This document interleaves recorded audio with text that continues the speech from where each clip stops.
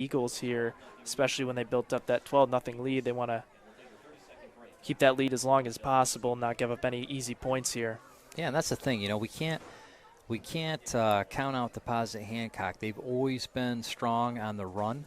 Be interesting to see if they have a passing game tonight, how Windsor's going to be able to defend it. Like I said, if you look really on both sidelines, I actually almost think Deposit-Hancock has more kids than Windsor does. Windsor's definitely a little low on numbers this year, but so far doing so good with a good victory over Newark Valley, and so far up 12-0 over Deposit-Hancock.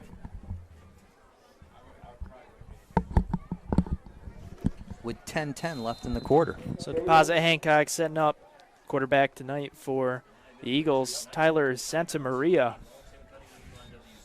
Hands off, up the middle, and the Black Knights defense stops that in a hurry. Hunter, did I see what I think I saw out there? Was that a power eye?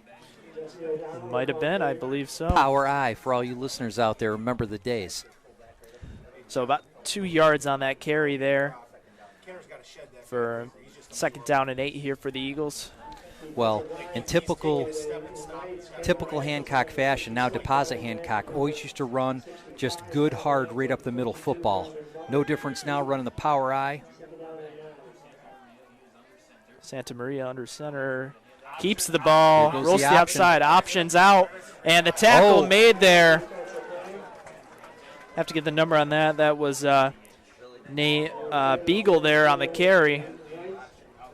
Tackle there, I believe, was made by Griffin Dillenbeck, if I'm not mistaken there. Griffin did a great job reading that play. Was in their backfield immediately. The minute that option went out, he was on that back.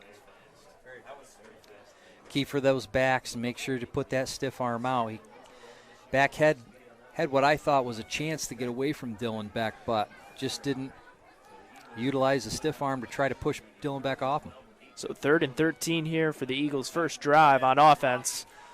And Santamaria keeps it, passing deep, wide open receiver, and overthrows his man. Santamaria had a wide open receiver at about the 22-yard line. That was, I believe, Wyatt Jacobs there was the intended receiver. So two steps away. Yep. And I guess our question is answered. Deposit-Hancock can pass. They can. That ball had enough distance for sure, but just overthrew his receiver, so to make it a 4th and 13 here. And the Eagles are at their own 38-yard line here, 39-yard line.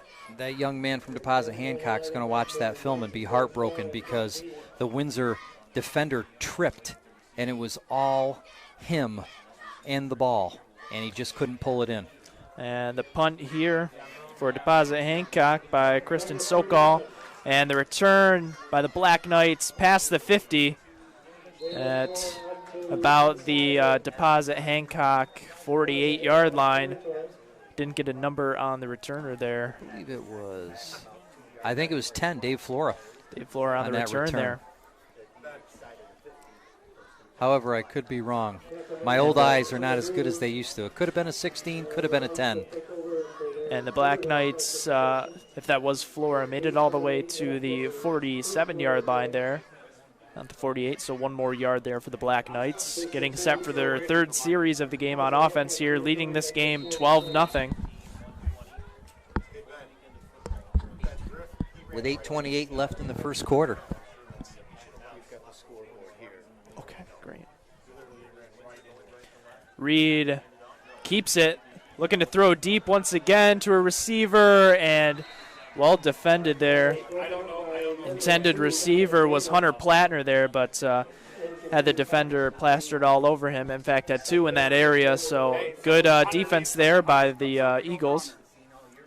You guys got one for Hunter? Yep. No, you want to leave it right there? Okay. Yeah, when Reed came out on that rollout, again, kind of similar to what we saw with Wolcott last year. It's a little cross body. He needs to reset himself before he releases that ball. It looks awkward when he's trying to throw to that side. Therefore, ball tends to be a little wobbly, and it can't quite make it to the receiver. Ball kept by Reed again. Looks like it might be an option. Options it back. Ball fumbled and looked like it was out of bounds.